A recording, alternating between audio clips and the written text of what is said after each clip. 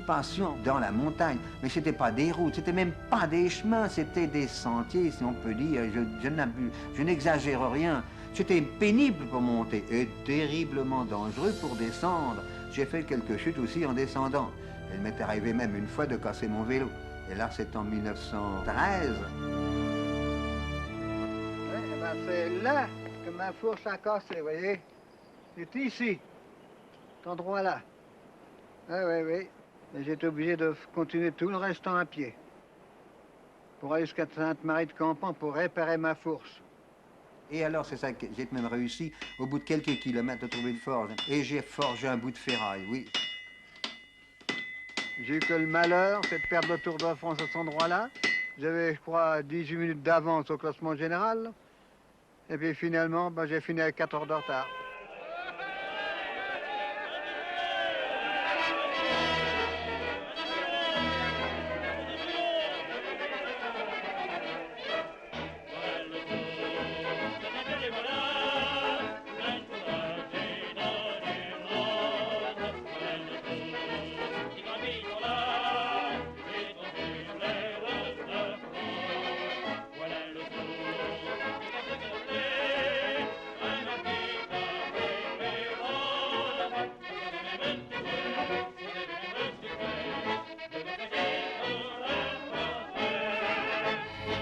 Antonin Magne, actuellement premier du classement général. À la veille d'attaquer les Pyrénées, je me sens parfaitement reposé et j'espère que je défendrai mon maillot jaune avec beaucoup de cœur. Dans la montée de l'Aubisque, Vietto est toujours premier. Vietto, encore Vietto, qui est décidément le roi des grimpeurs, arrive premier au sommet de l'Aubisque où il est acclamé par la foule. Malheureusement, après l'Hospitalet, Vietto tombe et casse sa roue, entraînant dans sa chute Antonin Magne qui l'avait rattrapé. Le maillot jaune repart sur un vélo d'emprunt, tandis que le pauvre Vietto pleure sur son classement général en attendant le camion dépanneur. Duchampeau, étape clé, celle où doit se jouer définitivement le maillot jaune. Vietto attaque péniblement Pailleres-Sourde, la première difficulté du parcours. Pour le breton Robic, cependant, Aspin, le Tourmalet, où l'attendent des enfants du pays qui se mêlent à une foule considérable et colorée, Aubisque, autant de victoires qui le conduiront à Pau.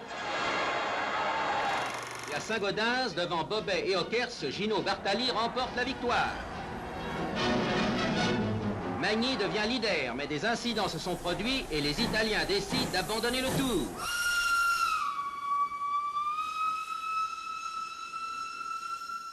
Treizième étape du Tour de France, Dax Start, 201 km à 92 partants.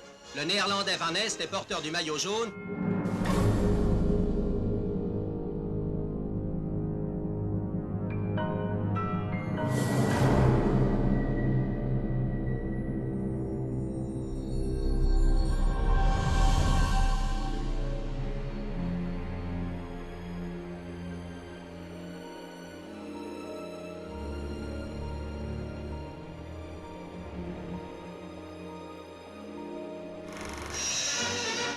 Sous un brouillard épais, les rescapés du Tour de France prennent d'assaut le Tourmalet, mais le vainqueur virtuel Faustocopie démarre et, irrésistible comme toujours, passe seul au sommet.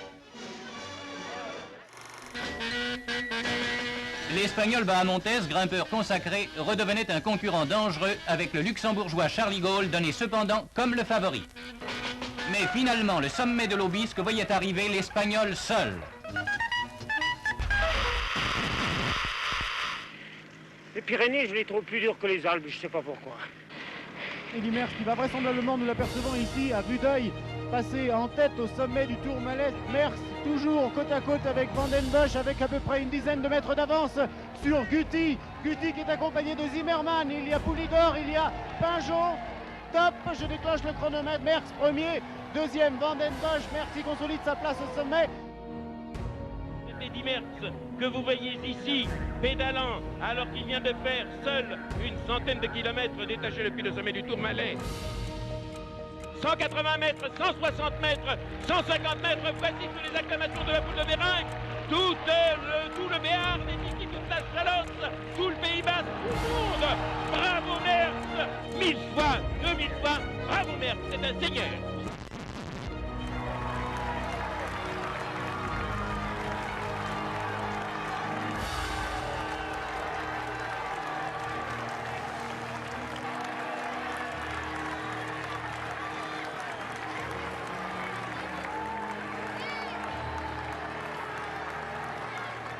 Le Tour qui, cette année, je crois qu'on peut le dire, aura deux vainqueurs, celui qui arrivera le premier au terme de l'épreuve, et puis le malheureux Luis Ocaña.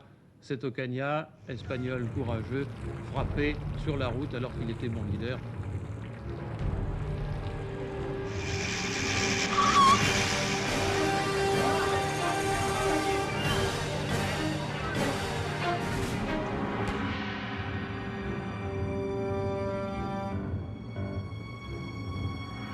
Raymond Poulidor qui va trouver là un terrain, il est en train de lâcher l'air, Raymond Poulidor, un peu comme dans les Alpes, Raymond Poulidor qui va trouver un terrain plus à sa convenance pour lutter à armes égales avec Merckx, et il est parti maintenant avec quoi? Oh, une dizaine de mètres d'avance sur Eddy Merckx, à moins de 8 km du sommet.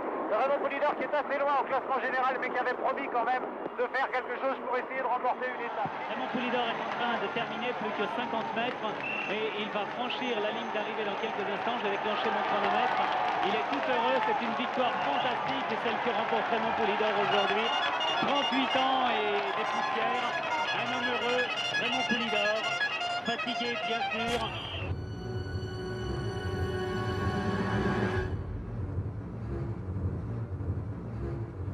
Attention, voilà donc Guillaume maintenant. Attention pour l'arrivée de Guillaume. Donc Guillaume n'en peut plus, on comprend.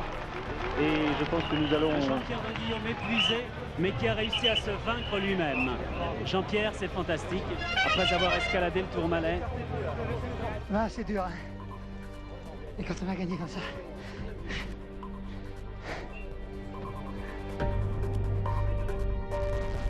Que nous vivons en ce moment la fin de course d'une étape qui comptera parmi les plus fantastiques jamais disputées sur le Tour de France. Oui, Lucien Varim s'envole. Il y a déjà 40 secondes que nous avons quitté Ocaña et Riccobie, mais en roulant bien sûr, et nous n'arrivons pas encore dans le sillage de Lucien Varim. Van Impe se retrouve seul en tête, vraisemblablement en train de prendre une grande option pour la victoire finale.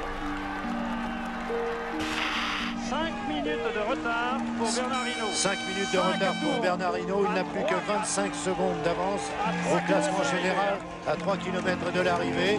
Je pense que Bernard Hinault va céder, et avec le sourire, à Greg LeMond, le maillot jaune.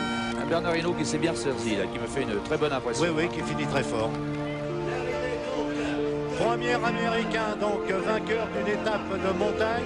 Encore 1 minute 25 secondes pour que Bernard Hinault conserve son maillot jaune. Bernard Hinault finit le plus rapidement possible. Bernard Hinault, plus que 20 mètres, oui, il reste maillot jaune avec 47 secondes d'avance sur son ami Greg LeMond. Oh, quelle fin de course!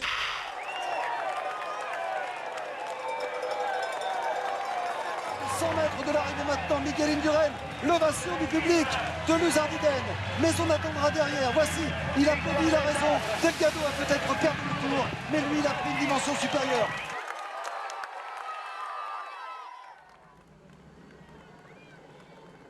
Oula, une chute derrière. Il y a encore un Motorola qui est par terre, là, qui semble très touché. Thierry Blanco.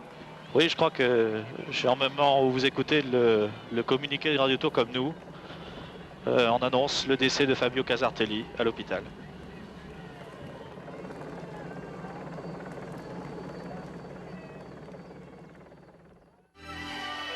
Pantani, c'est fait. L'attaque qu'on attendait intervient maintenant. Voilà, c'est une attaque à double détente pour Pantani. Ulrich ne peut pas revenir. Jalabert est dans sa roue. Le chronomètre va être déclenché sur la ligne, bien sûr. Top. Pantani, victorieux ici au plateau de Paye. Attaque de Lance Armstrong pour défendre son maillot jaune. Maillot est revenu, Ulrich aussi, les autres. Oh, chute Armstrong avec maillot. Quelle montée folle, décidément, ahurissant. Armstrong, il va remporter cette grande étape pyrénéenne.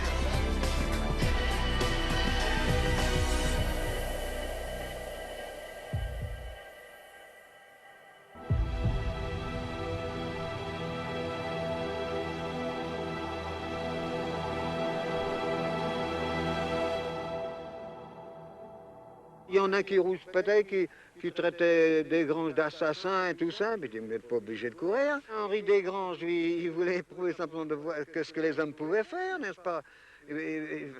On n'avait pas fait ces grandes épreuves de montagne. Alors, lui, il allait un peu dans l'inconnu aussi, mais lui, il cherchait à connaître, il cherchait à savoir. Alors, il n'y avait qu'à essayer, c'est tout.